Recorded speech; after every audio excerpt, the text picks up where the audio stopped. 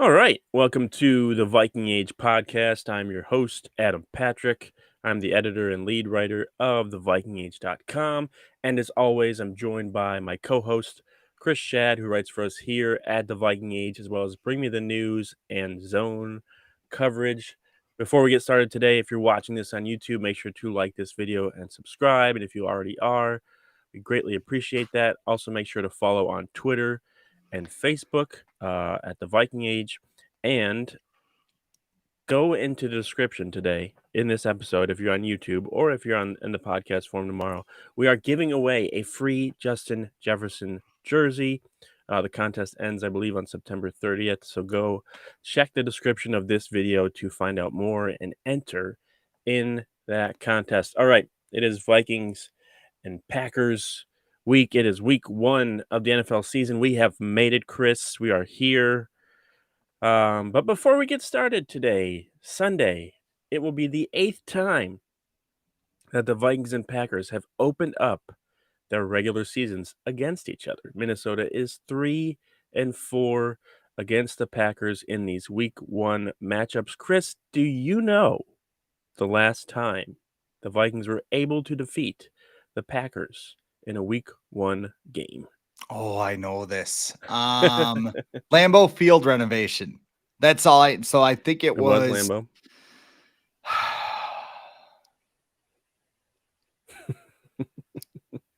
Was it 03? Oh, you got it. Yeah. It was either 03 or 04. And I know they made the playoffs in 04 and they won, but 03 was the Nathan Poole year. So, right. Yep. Week 1 of the 2003 season, the Vikings defeated the Packers 30-25 at Lambeau Corey Field. Chavis pick 6, right? He had 2. Or he he didn't have just a had pick 6. picks. He had 2 picks. The Vikings had 4 interceptions. They picked off Brett Favre 4 times in this game. The Packers had 5 turnovers. Dante Culpepper threw for 195 yards and 3 touchdowns while also rushing for 50 yards. Randy Moss led the way with 9 catches for 150 yards, 1 touchdown. Mo Williams led the team in rushing with 80 yards. Aaron Elling made all 3 of his field goal attempts for the Vikings. And the Vikings actually led 27-3 in this game with less than 2 minutes to go in the third quarter. And luckily, they were able to hold on for the 5-point win. Okay. It's Vikings-Packers week. We don't like the Packers.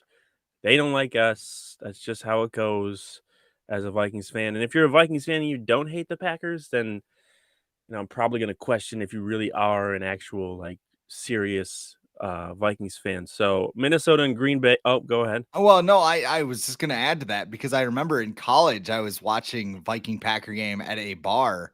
I believe it was the 2010 year where wasn't it Shanko had the catch and they called it a non-catch and that wound up screwing him over. And this guy's over in the corner like I just cheer for both teams. I'm like, it doesn't work that way, dude. No. Like, sorry, like unless you're not a football fan. In that case, I guess like you just don't have an allegiance, but. Yeah. You can't. If you're Can't gonna both root for, sides if you're gonna root for, I understand if you're like, I like the Vikings and the Ravens or whatever because they're in the AFC. That's fine. But you can't like the Vikings and the Packers. That's like I like the Red Sox and the Yankees. That's you can't do that. Can't do that. So Minnesota and Green Bay will open up the 2022 regular season inside US Bank Stadium on Sunday at 3:25 Central Time. It is the game of the week on Fox. I believe pretty much every state in the country will be watching it except for New York, who has to watch like the Giants and Titans. So have fun with Lucky that. them. Yeah, so Fox's number 1 announced team will be there, which is now Kevin Burkhardt and Greg Olson, since Joe Buck and Troy Aikman are now with ESPN. And lastly, according to FanDuel, the Packers are currently favored by 1.5 points.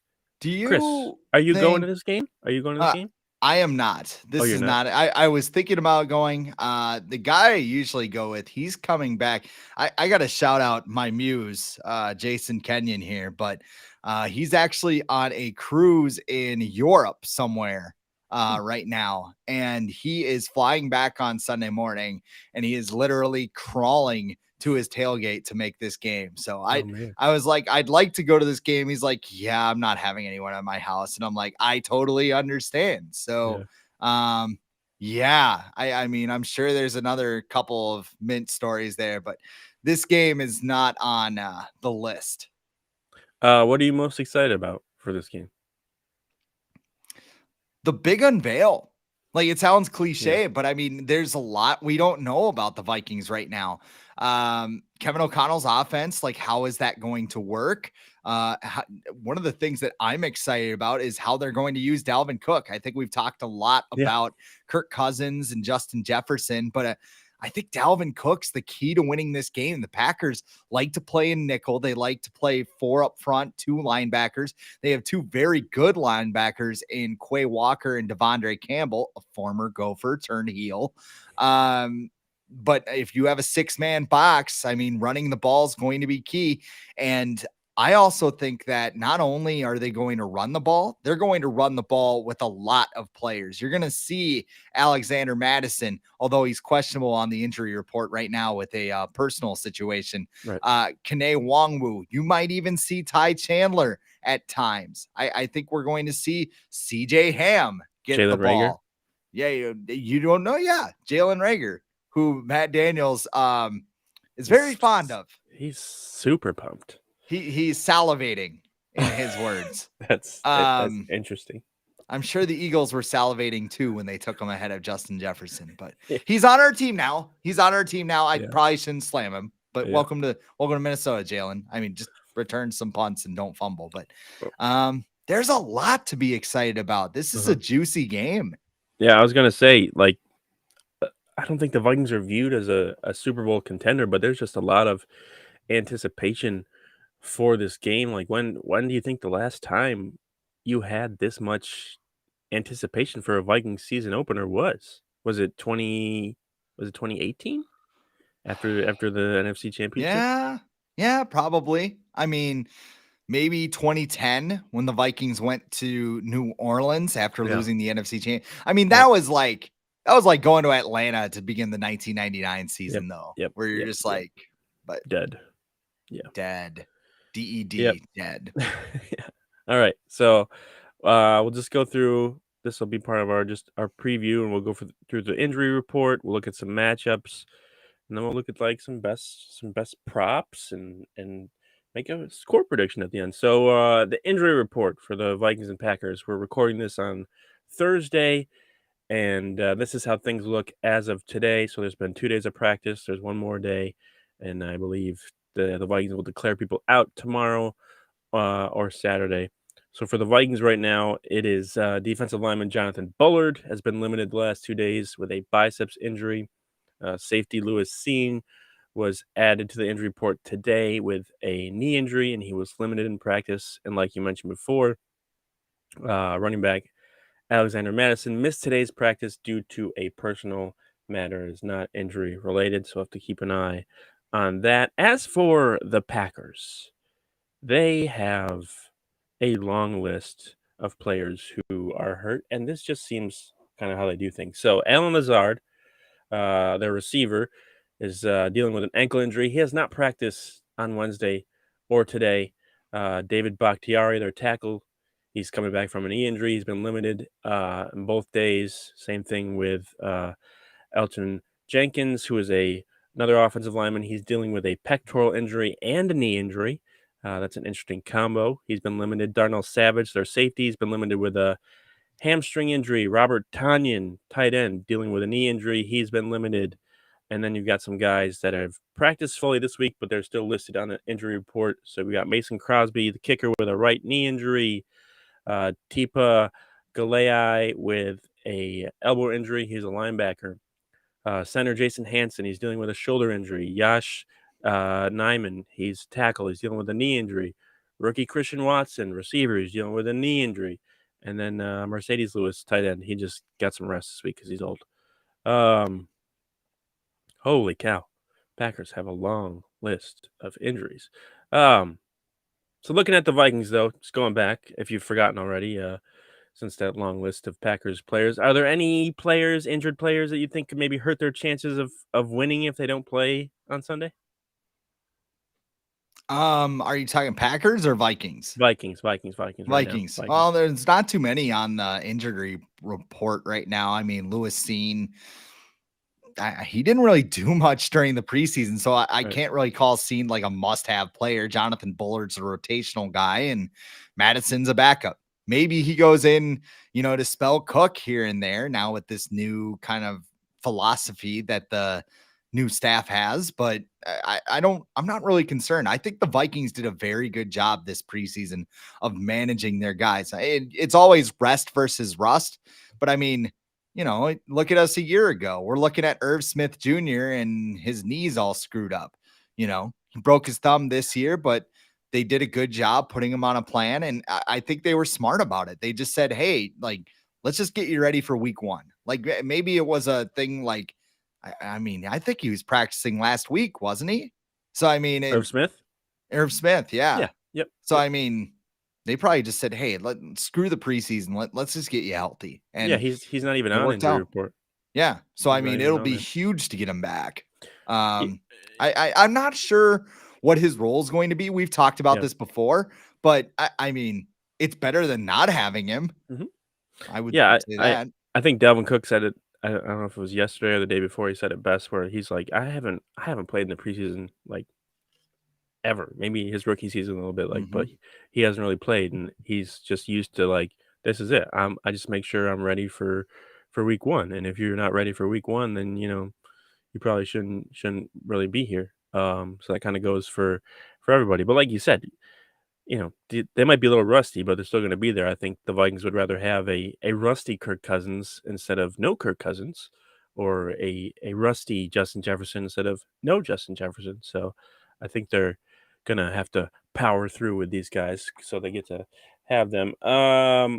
If you can remember much from the Packers injury report, the CVS receipt of injuries that they have, what stands out to you the most from that? Is there anything that just sticks out? The offensive line, Mm. David Bakhtiari, dealing with that knee injury. I think he tore his ACL. What was it like over a year, A while 2 years ago, ago? Yeah, yeah, a year and a half, maybe.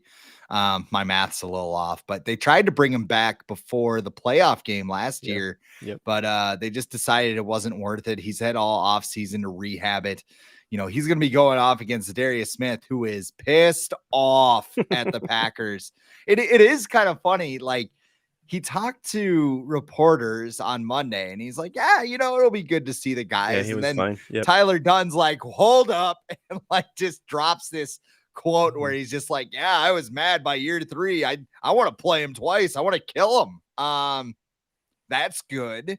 Um, and when Bakhtiari is dealing with a knee injury, that's good. When Elgin Jenkins, probably their second best lineman, is also dealing with a couple of injuries right now, there's going to be ways to attack this offensive line. So I'm excited about the Vikings pass rush going into Sunday because they'll have probably an easier time getting to Aaron Rodgers.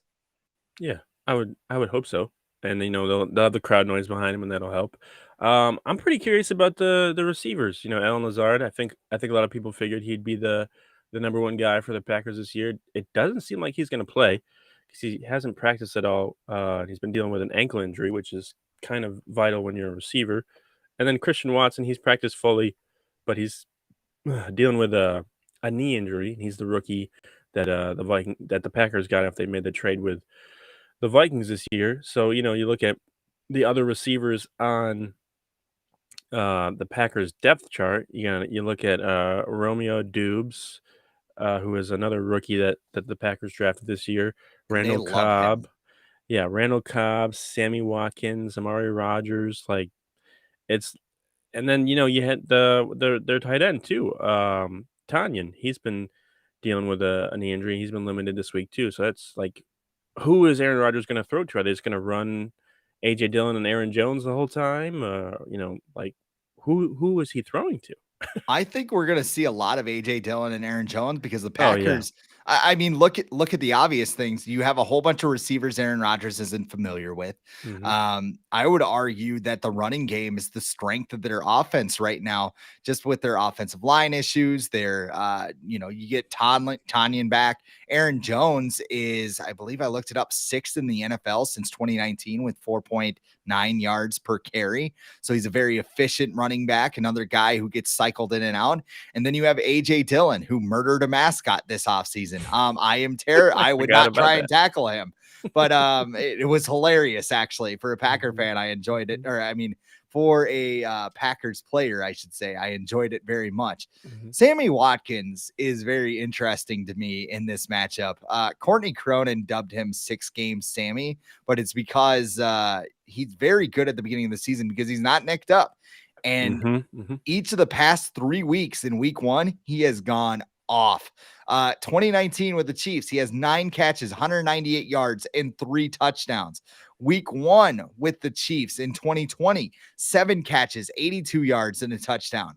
Week one with the Baltimore Ravens last year, 4 catches, 96 yards, no touchdowns, but still, that's like 300. I'm just doing it off the top of my head, 300 yards, 4 touchdowns in week one. Like, I don't know. These receivers against the Viking secondary is a matchup that I'm kind of concerned with because we have a lot of questions with the secondary. Patrick Peterson's getting old. Cameron Dantzler's had a couple of flubs like late in games. Yep. And then, it's Shandon Sullivan. It's a Caleb Evans. It's Andrew Booth Jr., who's probably banged up right now. Chris Boyd, we don't want him out there. So, I mean, it's a very interesting matchup, and I don't know. I would beware of Sammy Watkins because he could definitely go off. Yeah, didn't the Bills they traded up for him, when he was drafted? Like, they He like was a big deal coming out of yeah, Clemson. yeah, yeah, and they Let's yeah, see, but fourth now overall pick, yeah, 2014 draft. 4th. Oh my Fourth. goodness.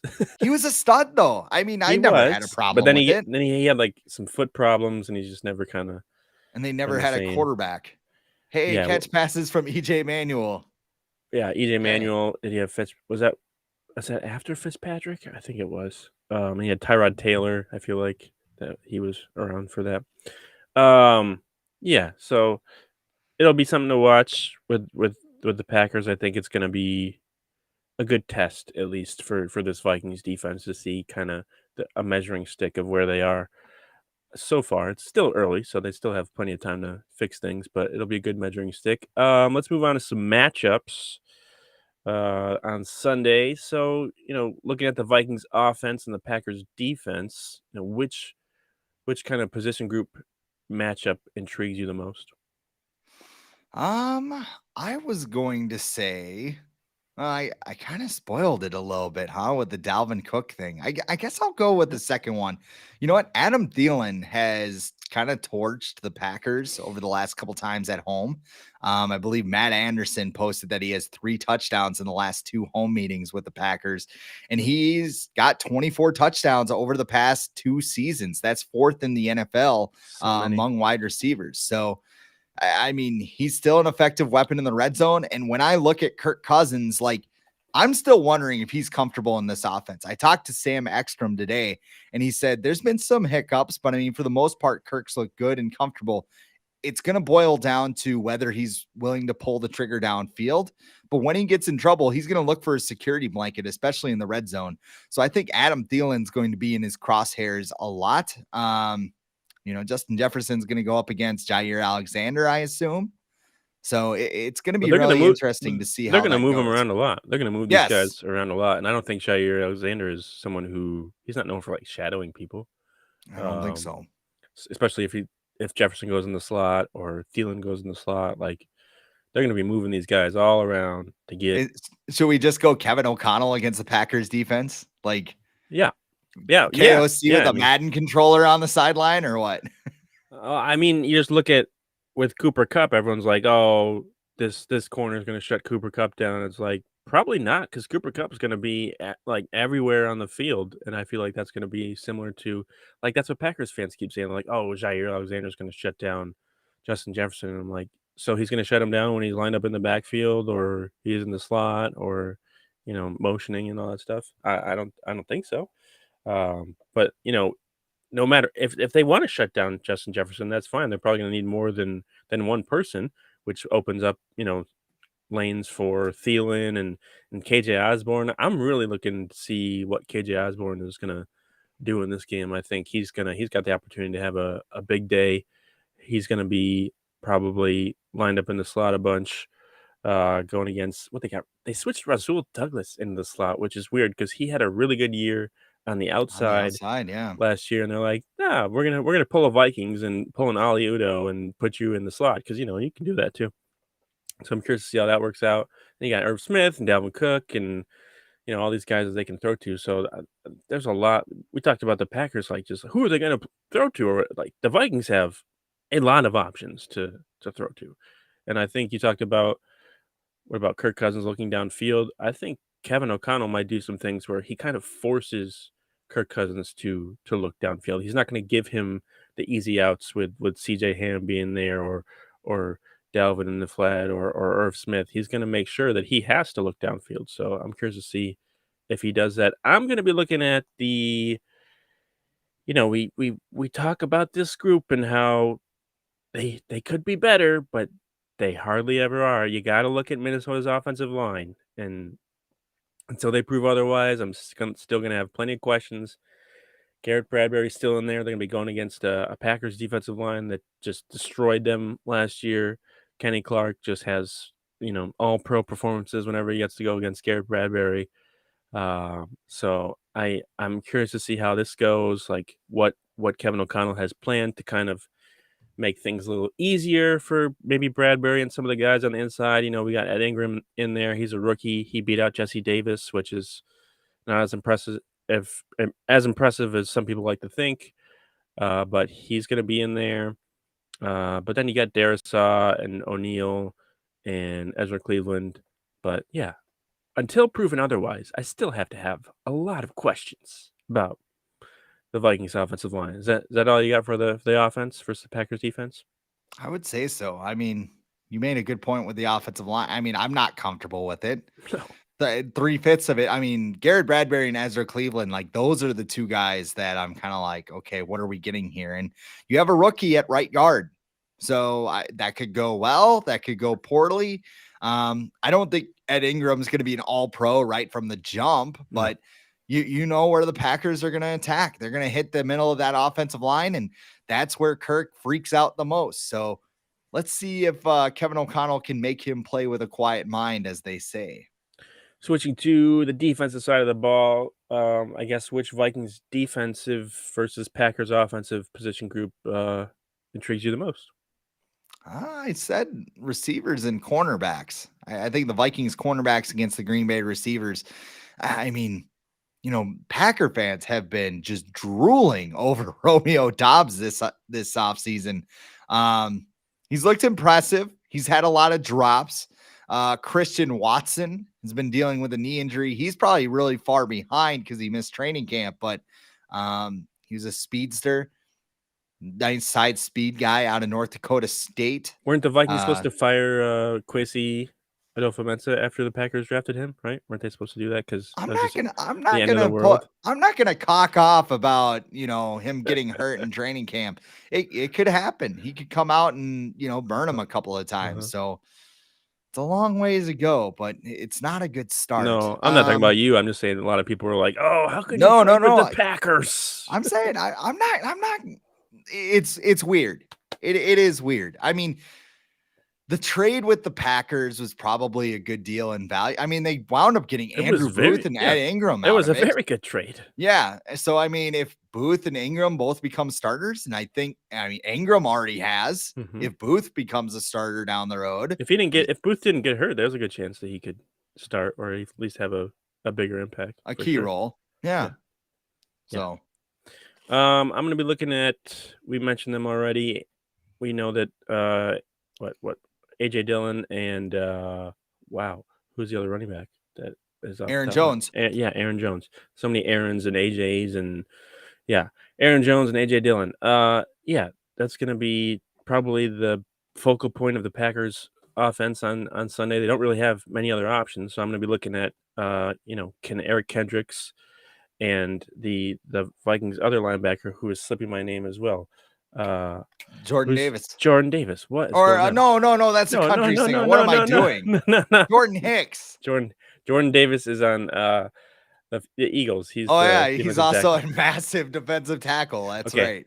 Jordan Hicks, who I probably didn't know because he's just been like he's been good in his career, but he's never been like a standout guy. But I'm curious to see what those guys are able to do against the Packers running backs if they could slow them down.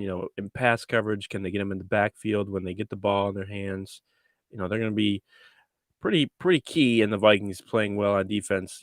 Eric Kendricks had a not so great season last year. If you look at his analytics, he had a bit of a down year, especially when it came to defending the run, but he was still pretty good in pass coverage. So curious to see how he does. He's a captain this year, so maybe that'll give him a little kick in the pants to do a little better. And he's married now, so not that it has anything to do with it.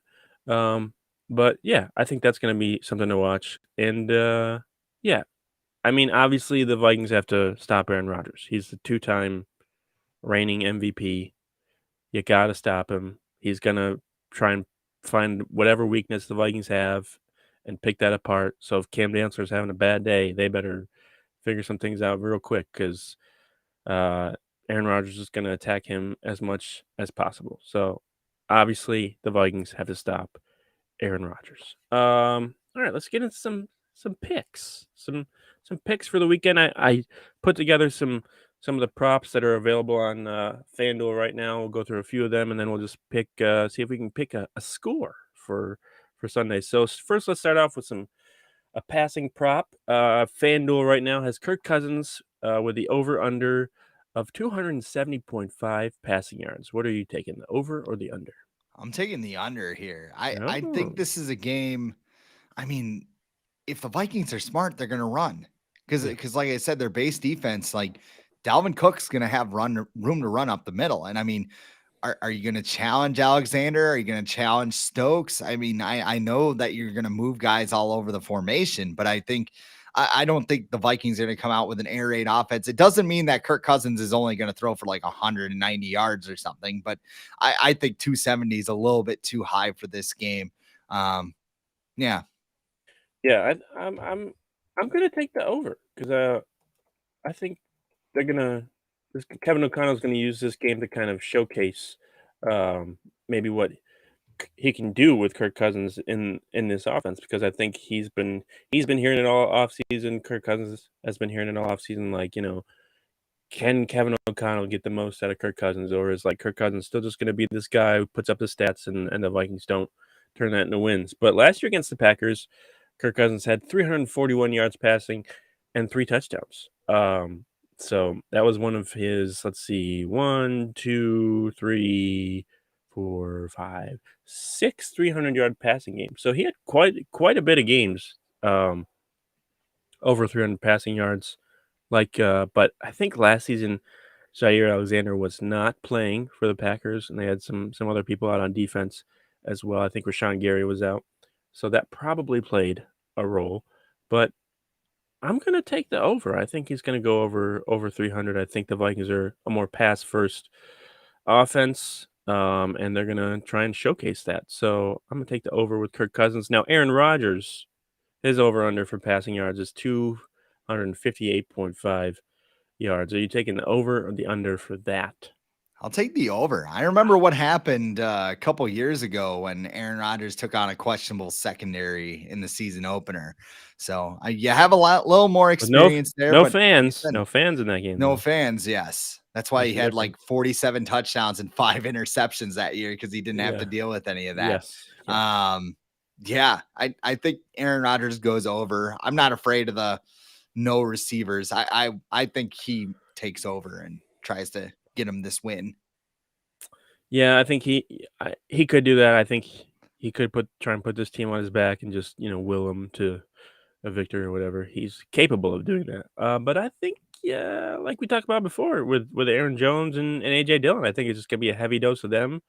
I think they're gonna try and pound it down the Vikings' throat. The Vikings did add some people to try and improve their rushing defense, but it doesn't mean it's 1,000% better. It's an area that they've struggled the last few years. So I think Aaron Rodgers is going to have less than 258 and a half passing yards. Looking at rushing, I only took Dalvin Cook because the other two were not that interesting. Dalvin Cook, rushing yards, over under 71 and a half. What do you think?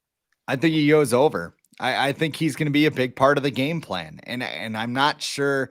They were talking about using him out wide. I mean, you're like you said, you're going to have people moving all over the place in the formation where it was very static beforehand. I think Cook's going to be a chess piece. I know he's 27 years old. But I also know that he is a very dynamic back that Kevin O'Connell has never had. So I think, yeah, I think it's going to be a big Dalvin Cook game on Sunday. And I don't think I'm going on a limb here and saying this is probably the healthiest he's going to be all year. Yeah. Because he hasn't played, and he's prone to getting banged up every time he's on the field. I'm gonna go with under, and it's not because I don't think he's gonna be not involved in the game plan. I just think they're gonna do. He's gonna be more involved in the passing attack. Like it's gonna be more evened out in passing targets and rushing attempts than it might have been in the past when Zimmer was running the ship. Not that he was running the offense, but he wanted a more conservative approach that emphasized the run. This offense we've heard it emphasizes the pass more. So I think Dalvin Cook will kind of be used more in an Aaron Jones kind of way where he gets runs out of the backfield and gets a bunch of targets too. So I'm gonna go with the under, but I still think he'll have over 100 total yards. But I'll go with the under with rushing yards. Receiving yards. Justin Jefferson over under 82.6 receiving yards. I think they find a way to get him the ball. Yeah. Yeah, Yeah. I think Justin Jefferson is what Dalvin Cook was in Mike Zimmer's offense. And I mean, it's not a wrong answer to have Dalvin Cook as your guy, but I mean, think of it this way. The Vikings were first in rushing attempts last year, and Mike Zimmer still wanted to run the ball more. Like, it's like dictatorial. Like, And they weren't efficient. They they weren't efficient either. no, it was just run the ball, right? And like, probably Clint's just like, all right, screw it. I'll run the ball. Like, you know, Yeah, so last year, are you saying the over or the under? yeah, I'm saying the over on that one. Okay. So last year, Jefferson against the Packers, he had a monster game, 8 catches, 162 yards, and 2 touchdowns. But during the entire 2021 season, he averaged 102.3 receiving yards in games that were played inside US Bank Stadium. So when he plays at home, he goes off pretty much every time. So I expect that to happen. I feel like this is a pretty easy choice to make, and he's gonna hit the over for sure. I'll be very surprised if he does not have more than 85 receiving yards. Adam Thielen, though, over under 48 and a half receiving yards. I think, man, that is low. Mm-hmm. I'd go over. I know I said Kirk Cousins under 270, but I mean, I think Thielen's gonna get his. I think he'll find the end zone for sure, Yeah, but I don't think yeah, he'll be like 2 touchdowns, 40 yards. I think Thielen gets over 48 and a half. It's a pretty good bet to take the over. yeah. It's very. I feel like it's very enticing because it is pretty low, but I can see it happening because of all the weapons that we've talked about. We got Jefferson, KJ Osborne, Thielen, Irv Smith, Dalvin Cook, Jalen Rager, Alexander Madison, like, and we know Kirk Cousins likes to spread the ball around when he's feeling it. He likes to give everybody a share. I didn't even mention CJ Ham. I am sorry, top target CJ Ham. Um, so I'm All gonna go with right. the under. I'm gonna go with the under. I think Thielen will get a touchdown, but I think it's gonna be like maybe a disappointing 4 catches for 40 yards and a touchdown. But I think he's at the point in his career where he's probably like, I just want to win. So I'm not sure he's going to really complain if he's getting that much. And I'm sure it will be a lot more fun to get 4 catches in this offense with this coaching staff than it probably would be with the other coaching staff. So I'm going to go with the under with that. Scoring wise, we got a couple here. Vikings over under 2.5 touchdowns scored on Sunday. What do you think? More or less than 2.5 touchdowns? I'm thinking of my score prediction. I think it'll be under. Under. Under. Oh boy. No. Oh boy. Yeah. I'm gonna go with the over, and I'll let you know. I wrote about it today, actually, so I'll let you know. With Kirk Cousins, they scored 4 touchdowns last year against the Packers, at home in US Bank Stadium, and then with Kirk Cousins, since he's been with the team since 2018, the Vikings have never scored fewer than 3 touchdowns in a week 1 game. So I feel like unless something drastic happens, like Kirk Cousins gets hurt or Dalvin or Justin Jefferson goes down, I think I think 3 touchdowns is an easy bet to make. So I'm gonna go, with the over. And then, I had some other ones, but we'll skip right ahead and just go to the final score prediction. Like I said earlier, the Packers were favored by 1.5 points. What do you got? I said the Vikings are going to lose their first 2 games, and I'm going to stick with it. I think it's a close game. I think the Vikings show up. I I just need to see them do it. Like I'm Yeah. just concerned that Cousins isn't quite comfortable in this offense, which isn't a slight towards Cousins, but Mhm. I mean, I did hear, like you said, I did hear the report from Sam Ekstrom said he looks fine in training camp. He's had a couple of hiccups, but it's nothing Yeah. to be alarmed about. I just don't know when he's in game action and the bullets start flying. Is he going to start checking down again? Because everything, like they were asking him, like, are you going to be more aggressive? And he's like, well, we'll see. And it's like, no, Kevin O'Connell's task is basically ripping a fistful of wires out of his neck and turning him like inside out, basically. So I think the Vikings are competitive. I think it's close, but I think they ultimately lose 27-20. All right. Yeah, I don't know if you heard Kevin O'Connell the other day when he said when I think it was a Reef who asked him, like, what are the expectations for Kirk Cousins? Like, how much more do you want him to like progress or move forward? And O'Connell was like, I don't really need him to do that. He can just be the same guy that he is, and he knows what he expects from us. So I don't know if the Vikings are looking for Kirk Cousins to be really different than what he has been in the past. They just want him to be maybe more efficient, and Mhm. just make some better choices with his throws. I on the other hand, wearing my purple Brett Favre jersey, legendary Vikings Hall of Famer Brett Favre, I have them winning 38-35. So I think it's week 1 games. The first month I feel like in football season, September, like there's like no defense because everyone's healthy, weather's not bad. And guys are just flying everywhere. Like the rules are more lax, or maybe they're not. Um, they tend to favor the offense more because Legal t- or I'm legal trying to think of touching, it. That's a different thing. legal Legal contact, contact. That's what I'm looking for. Yes. illegal contact. Do Yeah, not touch the receivers, that's gonna basically. be something I feel like guys like O'Connell and McVay and all those guys are trying to exploit these first couple weeks, and then people are gonna Hmm. complain about it. But yeah, I think it'll be high scoring. I believe the over under for this game is 47.5, so that's pretty high. It's Hmm. one of the higher ones of the week. So yeah, 38-35. I'm not going to say that it's going to be done with a Greg Joseph field goal at the end. It could be, they already have like a 6-point lead or something, and the Packers try and catch up, but I don't want to put that on Greg Joseph. But if it happens, I think he can do it. So yeah, 38-35. And then real quick, do you have any like bold prediction? I guess you made some bold predictions, and you've got some I think coming out for the Viking age Yeah. soon. Do you have any Um, that maybe you want to spill the beans for just one for something to happen on Sunday? I think I went over all of them. Yeah. Oh, with I Dalvin mean, Cook? yeah, I mean, Dalvin Cook. I think Zadarius Smith and Neil Hunter each get a sack.